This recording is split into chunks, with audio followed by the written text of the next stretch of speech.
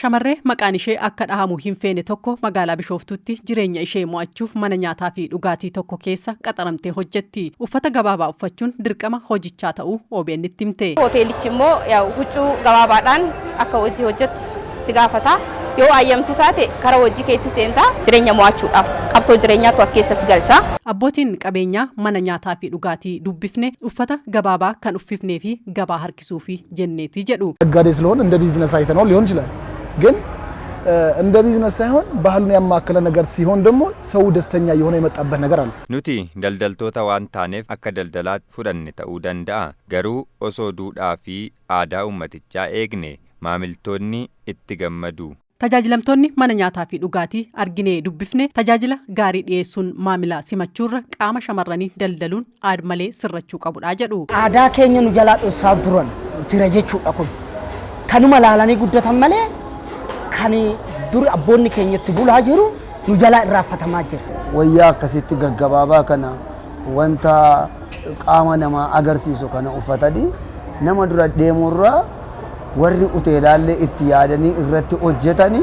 Obbo Usmaan Ibrahim biiroo dhimma dubartootaa fi daa'immanii Oromiyaatti daariktoreetii gahoomina dubartootaati. Dirqiin shamarran uffata gabaabaa akka uffatan taasisuun sarbama mirga dhala namaatii jedhu.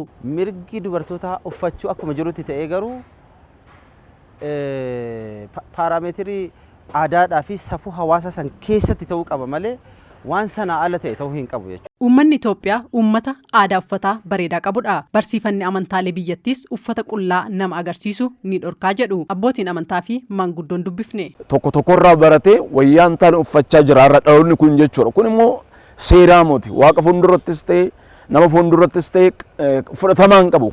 Uffata jilba siiti ol jilbarra dabree haga gudeeda paantii akka paantiitti uffachaa jiraachuu siin nu argisiisa waan ta'eef keessattuu hoteelatti keessatti. Haala hawaasni naannoo hin barree fi karaa duudhaa cabseen dirqamaan shamarran uffata gabaabaa uffachiisuun xiinsammuu isaanii irratti illee miidhaa akka geessisu kan himan ammoo ogeessa xiinsammuu Dr. Imaanaa Tuuchuuti. Sammuun isaanii miidhaan xiinsammuu irratti ga'u waan maallaqaan waan jechaan anamas dhaabadhee dubbadhee ibsu miti.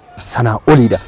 Gaa'ela isaanii irratti jireenya isaanii irratti oolmaa isaanii irratti hawaasummaa isaanii irratti dhiibbaa guddaa waan qabuuf dubbiin xiinsammuu guddaaf jabaatu irra jira. Uffanni kun fedhiin miti dirqiin uffatame akka amantaattis ta'e akka aadaatti safuu kan cabsee fi xiinsammuu dhalootaa irratti illee dhimma dhiibbaa geessise erga ta'e seera hojjetaa fi hojjechiisaan akkamiin ilaalama jennee hoogganaa biiroo dhimma hojjetaa fi hawaasummaa Oromiyaa obbo Araarsaa Biqilaa gaafanne. Akkamitti fooyyessine ka jennugaa ni qabnaa jechuudha. Kun ammoo qindoomina nu barbaachisenne akka hooggansaatti mari'annee fuuldura irratti hojjechuudha qabna waan kana. Wanni kun yoo jijjiirame wayya keessi isaanii osoo itti dhagahamutti waan kana uffatee deema malee namni maallaqaaf jireenyaa jecha malee itti toleetii miti kajuu akka hooggansaatti itti dhaqamnee jira jechuudha. Hoogganaa ittaanaa biiroo aadaa fi turizimii Oromiyaa obbo Hundee Kabbadaa dhimma kana to'achuuf qajeelfamni ba'e hin jiru qooda fudhattoota waliin garuu irratti hojjechaa jirra jedhani. Qajeelfamni dhaabbilee tajaajila turizimii bara 2010 irra deebiidhaan fooyya'ee ba'e hojjettoota hoteelotaa sadarkaa kanatti uffannaa aadaa duudhaaf safuu uummatichaa eegne ittiin to'atu keessatti hojiirra oolchuudhaaf yookaan immoo seeraan gaafachiisuudhaaf qaawwa qajeelfamaa qaba mataa isaati. Komishinarri itti aanaa Komishinii Turizimii Oromiyaa obbo Daraaraa Katamaa turizimiin biyyattii safuu fi duudhaa uummataa giddu galeeffatee guddachuu qaba jedhanii manneen nyaataa fi dhugaatii keessatti qajeelfama uffataa baasuun hojiirra oolchuuf hojjechaa jirraa jedhan. Dhaabbilee kana waliin taanee uummata waliin taanee rakkoo kana sirreessuudhaaf qajeelfama sirreessuudhaaf qajeelfama baasuudhaaf hojjechaa jiraannu malee hojiin hubannoo uumuu baay'ee hojjetamuu waan qabuuf isa kana ofitti fudhannee bara baay'ataa dhufutti sirreessuudhaaf qophiitti jirra jechuudha.